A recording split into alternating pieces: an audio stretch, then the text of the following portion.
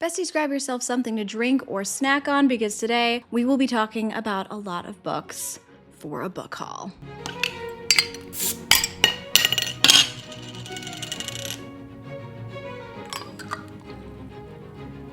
This feels like an ad for a Coke at this point, honestly, but we're just gonna do a book haul. So, hello besties. Today, capitalism won, but also so did I because I went book shopping and that dopamine, it hit. You know what I mean? Sometimes in life, you have these moments of clarity where you think everything is just, it's gonna be okay. And those moments for me always involve shopping, so here we are. Today we will be talking about lots of books, and I decided to put them into categories because I am very type A, but also fun.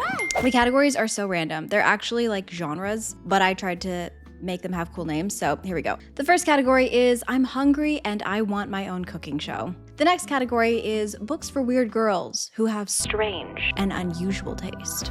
The next category is I hate it here and I wish I had a dragon.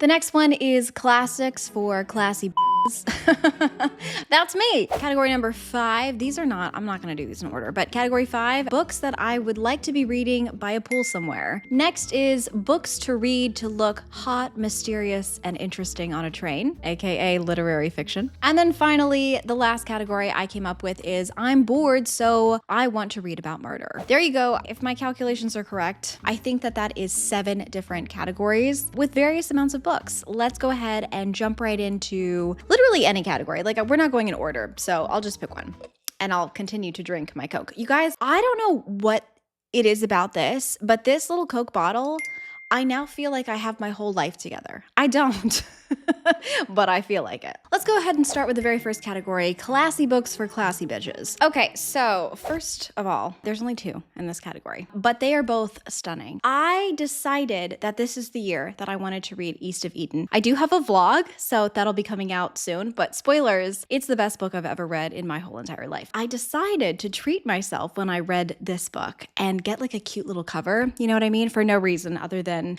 the fact that I'm just a girl. Anyways, here's the very first classic. Look at how stunning. Are you kidding me? I don't know what it is, but when I see a brightly colored book like this with like a cute little illustration, I suddenly don't care that it's like 1,000 pages long. I'm like, oh, you're so approachable and lovely. Would you like to hang out? Do you know what I mean? Like, this is no longer scary. This is a fun Saturday morning. Okay, so East of Eden by John Steinbeck. What is this about? Great question. We don't have enough time, but this essentially, like the Quick Notes version is just, or I guess the Spark Notes, I don't know. This is a retelling of Cain and Abel. It's following a family basically for, I don't know, 2 generations, 3 generations, and we are seeing how the decisions that one parent makes kind of impacts the next generation, and then those decisions impact the next generation. It has a lot of really interesting and complex questions about good and evil, psychology, the foundations of a person, what makes us fall in love. It's beautiful, it's brilliant, it's genius. I love this book with my whole entire heart. Okay, I also saw this bright, beautiful classic. Okay, look at the spine. Oh, are you kidding me? And then look at that, the yellow. And I was like, add it to the cart. So this particular one is called The Grapes of Wrath, again by John Steinbeck. And I couldn't separate them. You know what I mean? They're friends, they're besties, they're brothers. They were both coming home with me. This particular book, The Grapes of Wrath, is about a bunch of angry grapes. No, I actually don't know what this is about. I think that it's about a family who tries to go to California. They struggle a lot. And I think it's going to have a lot of commentary about the history of a certain time period in America, struggling. I don't know. Look, I'm going to read it because it's John Steinbeck. And apparently I am his #1 fan. So, okay. I mean, not in real, I don't know the man. I don't know him, but like I am a fan of his writing. That's that. Those are the only 2 books in this category, but I highly recommend this and I can't wait to read this. Who doesn't love to read about grapes, you know? So next, let's go ahead and do the category weird books for girls who like weird, strange, mysterious, unexplainable things, aka girls who have elite taste. Okay, this book just came out and this book is weird, as is every book in this category. So this is called Eat the Ones You Love and it's by Sarah Marie Griffin. Look at the cover. I mean, we've got a plant with an eyeball. Love it. So this book is following Shell Pine and Shell Pine needs a job. And as luck would have it, there is an opening as a florist. And so she decides to go. And while she is there arranging flowers, falling in love with plants, if you will, she also starts, I think, to develop feelings for her coworker, Neve, I think. However, Neve is already spoken for, apparently, by a dark, sinister, and hungry plant in the back. I don't know anything else, but like that's all I need to know. You know. Next up, we have a Carmilla retelling. This is called Hungerstone, and it's by Kat Dunn. If you did not know, Carmilla is my everything. Last year, it was an unexpected favorite. It made my top 10 best books of the year. Obsessed with it then, obsessed with it now. And Carmilla is a sapphic vampire story. I don't know really anything about this other than it's considered a horror, it's considered a literary fiction, it was just released, and it is a Carmilla retelling. The details of like what the plot is actually about elude me. Next up, we have my man, Grady Hendrix. Now this technically is just considered a horror, but I'm putting it in this category because I feel like it will be unhinged. I mean, one can only hope, you know? And that is Grady Hendrix's newest horror novel, and it's called Witchcraft for Wayward Girls. You guys, this is like one of my most anticipated books of the entire year. I will be devouring this for Summerween this year. So the book is following a group of teenage girls who are sent to St. Augustine, Florida. Shout out to St. Augustine. That place is so cool. Anyways, but they are sent to St. Augustine, Florida to have their babies sort of in secret. Their families are, I guess, like embarrassed or ashamed of them. They want these girls to have the babies in secret. And while they are there at this home hiding their pregnancy, a librarian comes in and is like, hey, would you like a book on the occult and on magic? Don't you just love a librarian? If you needed a sign to go to your local library, this is it. Next up are 3 books that I have talked about a lot on my channel. I do not believe I have hauled them. If I have, I apologize, but I don't think I have. I think I've just talked about them a lot. The first one is called Lost in the Garden by Adam S. Leslie. The cover is stunning. I wanted to read this in the spring. Alas, I did not get to it. I will be reading it and devouring it this summer though, because the vibes, come on. We love a garden party. So this is following 3 besties. They are all going to kind of like this mysterious, maybe forbidden-ish garden for various reasons. One is going to find her boyfriend who got lost there and never came back. The other one is going to deliver something. And then the other girl is going because she has a thing for the first girl with the boyfriend. Messy, dramatic, unhinged. And I am assuming this beautiful garden is going to have a lot of scary shit happening in it. Next one, I know I've talked about this a lot, and I'm really sorry, but we're going to talk about it again. The Lamb by Lucy Rose. This book is a horror, but it's also a literary fiction about a girl who lives with her mama, far away from everyone, in a cute, cozy little cottage by the edge of a forest where they live out their Snow White fairy tale lives, and then they eat people. A lot of strangers come in, they wander in from the forest. The mom is like, would you like dinner? And they're like, yes, we would love dinner. And they don't know that they are the dinner. And then I think this is following the year that the girl kind of like gets feelings for one of the strangers who is another girl. And she, I think, tries to convince her mom like, hey, maybe we should become vegetarians, you know? Cause like, I want to date her. I don't want to eat her.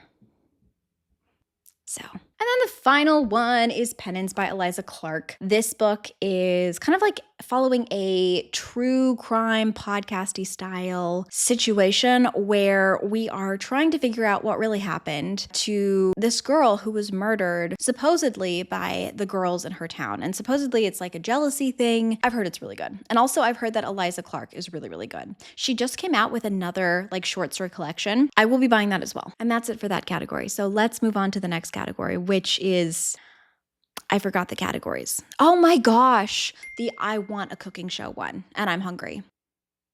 And ironically, I am actually currently very hungry. So this next one is very exciting. I don't usually talk about cookbooks on my channel, but I figured why not? Truthfully, I love cooking. You know, am I good at it? I'm in the process of learning, so we'll say that. Okay, what do I do? Okay, girl, stop. She is like aggressive. Oh my God. No, no, no. Oh no, that's good. Oh, okay. Yeah. But anyways, I love cooking and I love eating. So here we are. The first one that I got is called So Easy, So Good. I picked this up because I follow Kylie on TikTok. She makes the most delicious looking food, but I love it because she balances her plates where like everything feels really, really satisfying and also so beautiful. And I like just her approach to eating in general. I feel like she doesn't make you feel like you need to spend tons and tons of money to eat healthy, good quality food. And I also like that she thinks it's normal and good to eat junk food sometimes too. She just wants to make sure that you're getting like proper nutrition. And like, I just love her. I love her vibe. I love her personality. I love her recipes. Let me show you my hyperfixation right now. This breakfast pita with feta, eggs, and hot honey. Are you okay, come on. I never want anything else for breakfast. Like this is genuinely the best thing I've ever had my whole entire life. It's so good. If you are looking for really like a great kind of like recipe guide, meal plan guide, and then also like learning how to make sure that you have lots of packed nutrition in your meals, I just think that she's amazing. Next up, I feel like I've said this before. My patrons know this.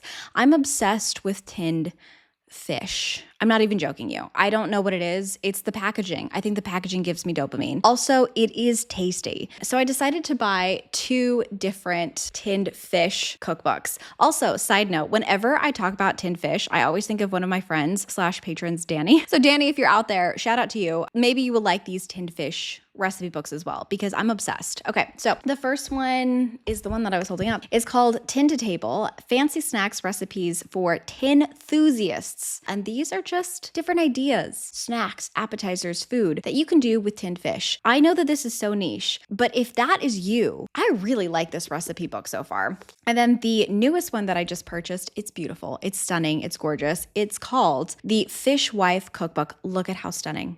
Like the dopamine. Oh my goodness. Okay. Obsessed with this. This one also has just like different recipes and things that you can do with tinned fish. Guys, I don't know what it is about tinned fish, but it is my personality. It is my current hyperfixation. I love it so much. Okay. Next up, I love Italian food. I always have, and I always will. And so I did decide to pick up 2 from the Pasta Queen. I love her so much. Again, I follow her on TikTok. I feel like she is so funny and so vivacious. There's just so much personality packed into all of her content. But also she makes cooking Italian meals seem slightly less intimidating to me. And everything that I've tried from her is so good. She actually has this incredible recipe for tiramisu, which I did attempt on my channel. It's now my favorite thing that I make. And all of my family, they always request it. So thank you so much to the Pasta Queen. If you love Italian food, pick up one of her cookbooks or check out her channel. This next one I bought because how beautiful is the cover? The marketing in this one, it really got to me. And I was flipping through and I was like, the recipes in here seem so cool. The whole point is just cooking meals basically for 2 people that are comforting after maybe a hard or stressful day, but are also maybe a little bit easier and more fun. And I love the concept. I have not made any recipes from this yet, but I want to. And I have a good feeling about this cookbook. I think it's going to be one of my new favorites, honestly. And then the last one is Turkuaz Kitchen. I think I Googled it. And this means turquoise kitchen in Turkish, which is really, really cool. I actually follow her on TikTok as well. I don't think that my skill set is quite at this level. I think it will be a while before I am attempting the recipes in this. But basically, this whole cookbook is about making really, really wonderful, sweet breads and things from scratch. And everything in this cookbook is stunning. Everything in this cookbook is it's amazing. It's a 10 out of 10. It is very intimidating to me. I'm not gonna lie. I'm very intimidated. I bought the cookbook to support her and also to learn impressive things. But as of right now, I've been too scared to try. And that's it for the most random category I've ever had on any book haul that I've ever had on this channel. But aren't you hungry now? I am. Let's move on to the next category. So the next category is I hate it here and I want a dragon, AKA my fantasy pile. So I have 5 fantasies here. Let's go ahead and start with the shortest one, which is The River Has Roots by Amal El Motar. Now, this is the author who co-wrote This Is How You Lose the Time War, and I really enjoyed that one, and I really enjoyed this one. Writing, stunning, read the whole thing. This was a Patreon book club pick. Highly recommend it. Following 2 sisters, and they live at the edge of fairy. It's about a sister who has a suitor who is a human, but she doesn't really want to be with him. She wants to be instead with this person named Rin. I mean, I really can't tell you a lot because it's so short. It really gives away a lot, but it's following the dynamic of that, like what happens between that sort of triangle. It's not a triangle. She does not want the human, but it's following that. It's following her relationship with her sister and also the magical things that happen or don't happen in this like fairy world. I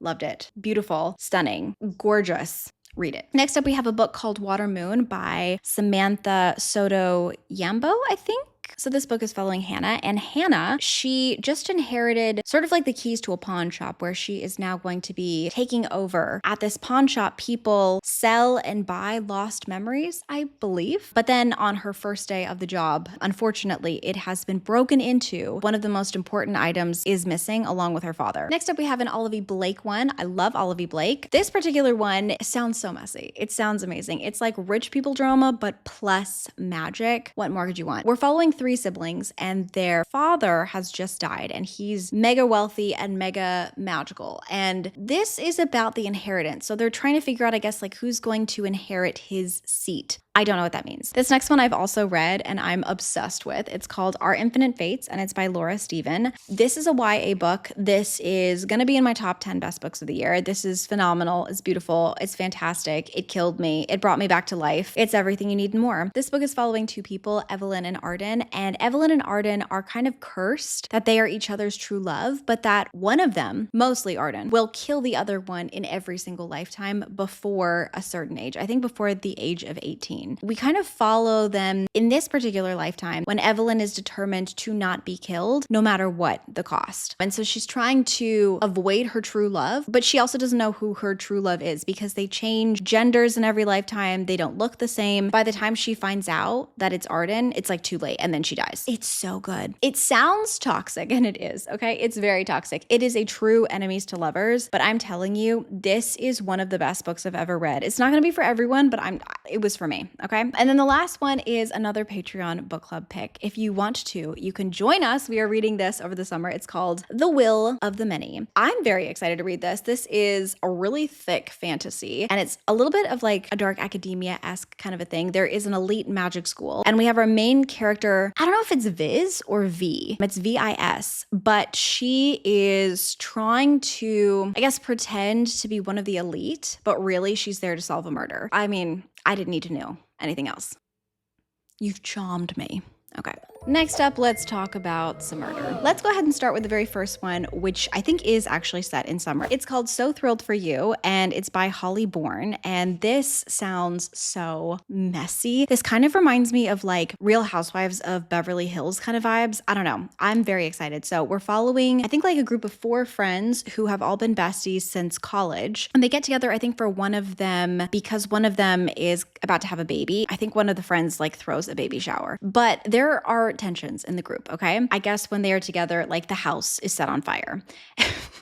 So dramatic. And so now we have to figure out who did it. Does one of them have like sinister, bad intentions? It sounds messy. It sounds juicy. It sounds wonderful. I'm excited. Next up, we have something called Serial Killer Games by Kate Posey. Now, this was an impulse buy. It's following 2 different perspectives, a man and a woman who work together. The woman is convinced that her coworker, the guy whose name is Jake, is actually a serial killer. She studies serial killers and she is determined to figure out if he really is one. And Jake feels really seen by this woman whose name is Dolores. Great name. He thinks that like Dolores is just going to be an interesting kind of like office fling and he's very intrigued by her. She, however, thinks that he's a serial killer. So is anyone actually a serial killer? I don't know. Next up, we have At the Bottom of the Garden by Camilla Bruce. This is actually a title that I saw somebody was reading on Goodreads and I looked at it and I was like, that sounds so good. And I went to the bookstore and as luck would have it, they had it. So I immediately purchased it. This is following a girl named Clara, and Clara, apparently she has like no qualms with killing people.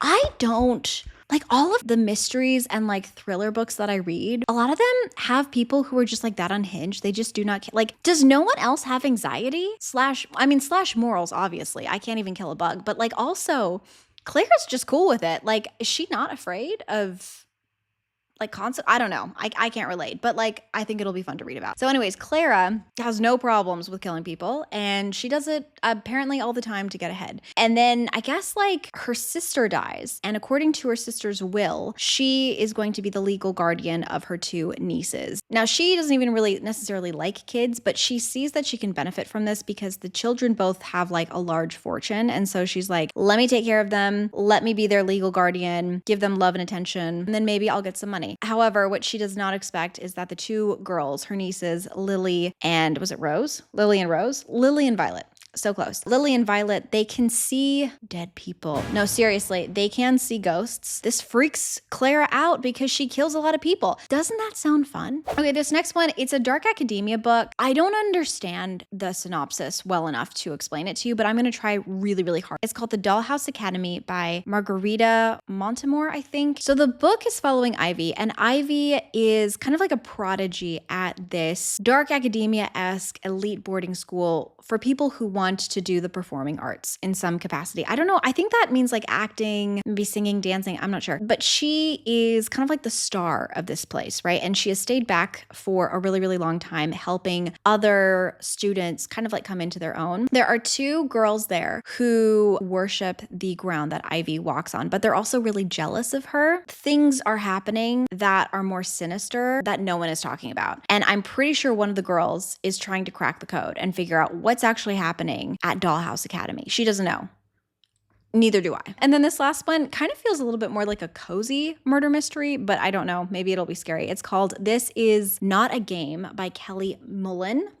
I love it because it's following a grandmother and a granddaughter, kind of like sleuthing duo, and it just sounds great. So we're following the grandma Mimi, and Mimi's granddaughter stays with her after she has just, I think, gotten like dumped or divorced or broken up with her current person, John or Jake? It starts with a J. It's Brian. No? Okay. But anyways, after Brian breaks up with Jane, Jane goes to stay with her grandmother. And her grandmother, Mimi, is, I guess, invited to this like socialite's house for a party. But she doesn't tell her granddaughter that actually the socialite somehow is like blackmailing her. And then once they are at this party, a murder happens and they're like all trapped. And so the grandmother and the granddaughter have to try to figure out what's going on so that they get out alive. It sounds cozy. It sounds cute. I love that this is going to follow a grandmother and her granddaughter. What a fun time. That's it for the murder category. The next one, let's do summer, let's do books that I want to read by a pool somewhere. Okay. All right, everyone. We are now on to the stack of books that I want to read this summer by a pool somewhere. And again, I want to read all these by a pool somewhere. I just want to be by a pool somewhere. Let's go ahead and start though with the very first book. This is a recommendation from one of my friends in town, Sharon, and it's called Pachinko by Min Jin Lee. I have been loving these multi-generational stories. I loved East of Eden. I really, really enjoyed 100 Years of Solitude. I really enjoy seeing how the decisions and choices of certain generations ends up impacting the next generation. I just think it's very, very fascinating, and to see like how everything is kind of interconnected. My friend Sharon actually suggested this book at our book club for 100 Years of Solitude, and I was like, say less, bestie. Like, I am all over that. So I decided to pick this up, and I'm very excited. We're following an immigrant family. We're just following how the choices and the things that have happened to them in every generation, again, are like impacting the next generation. Oh, my computer's about to die. Hold please. Sorry. I'm going to be so for real. Like, that almost was the end of the video. Because my only sound is through this. Next one is a book that is giving me like Call Me By Your Name vibes. It's called Open Haven. It's by Sean Hewitt. It's about, I think, a boy named James who is coming out, but he is struggling a little bit with his sexuality and accepting himself. And then he falls in love one summer with a bad boy. That's what it says on the back of the flap. But a bad boy named Luke. Guys, listen to how amazing this sounds. It says, James is immediately drawn to him like the pool of fire makes on the air, dragging things into it and blazing them into its hot, white center. Break my heart already, Next up is a book called Lie With Me, and this is by Felipe Besson.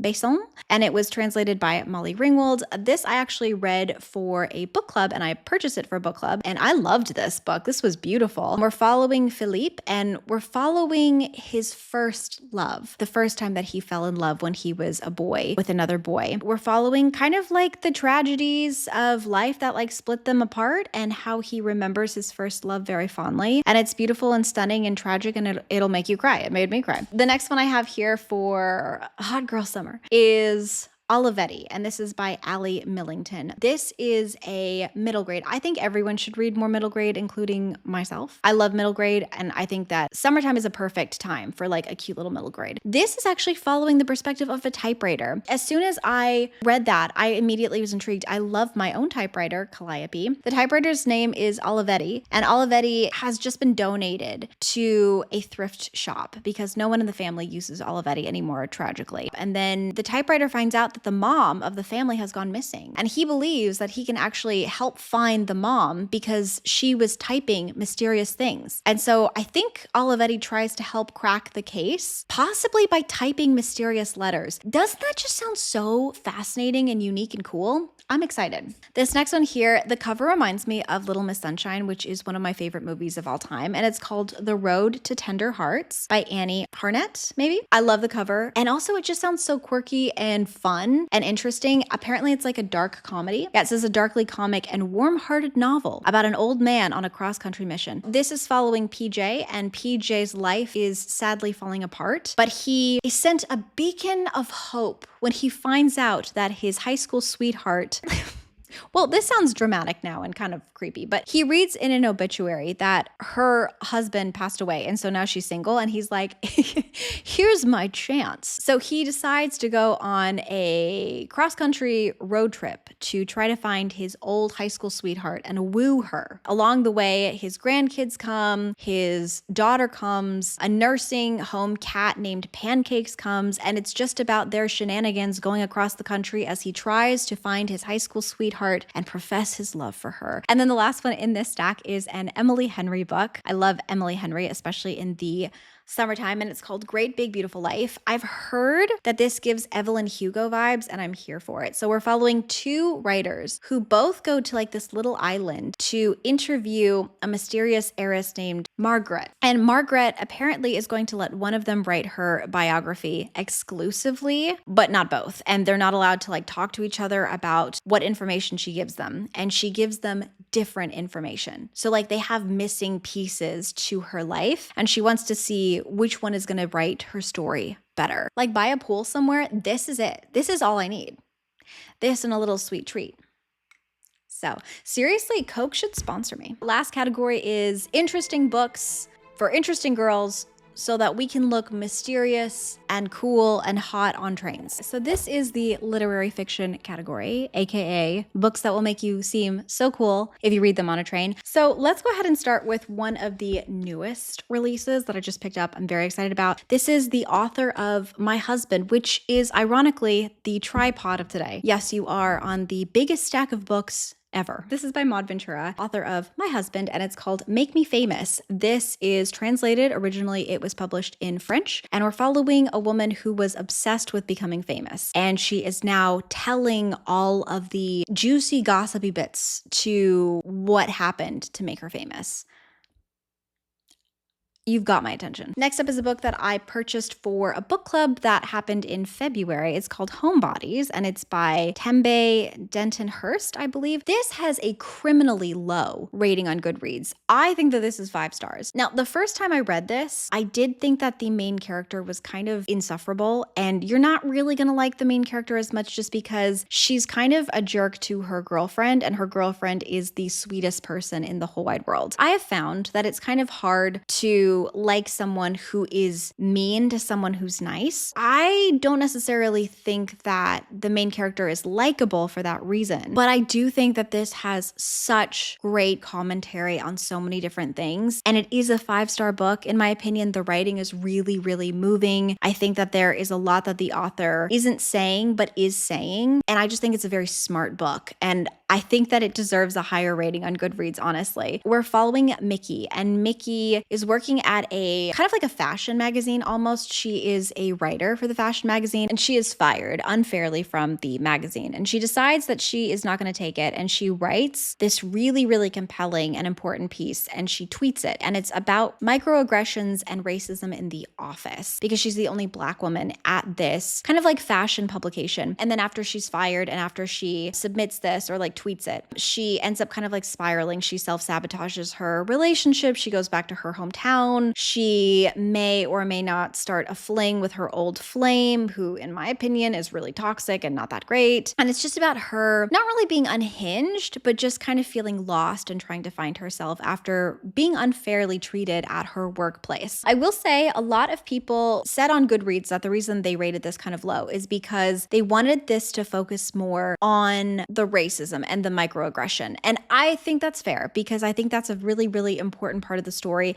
And honestly, we don't really see it. That's like the starting point in the story, and then it kind of like ties in a little bit in the end. But in my opinion, I feel like the book is really exploring more abandonment issues and like her relationship with her mother and how that has spilled over into all of these different categories, along with racism and microaggressions in the workplace. So pick this up if you are interested in a character study and maybe seeing how certain things that have impacted Mickey as a teenager and as a child have then followed her into her adult life. But I will say it doesn't really touch quite as much on some of the other issues like microaggressions in the workplace, as much as I think a lot of people would have wanted. But I think that the conversations that did happen were really well done and very, very important. I just think that it's a book that did a lot of things. It tackled really, really big, very important issues like racism and how it's really important to call it out because it's bullshit. But also it does touch on how the relationships that we have when we are younger can impact us as adults and how everything is kind of just like interconnected. And I think that the author does a great job at really presenting so many of these things. She wants you to come up with the conclusions yourself. And I always appreciate that when an author does that, when they assume that I'm smart enough to like understand what's going on. I just thought that this was really, really smart. I thought it was really clever. It was well written. It was beautifully written. It was witty, and it had so many important topics and conversations. So I don't get the low rating. I think that it deserves a high rating. I gave it 5 stars. I thought it was great.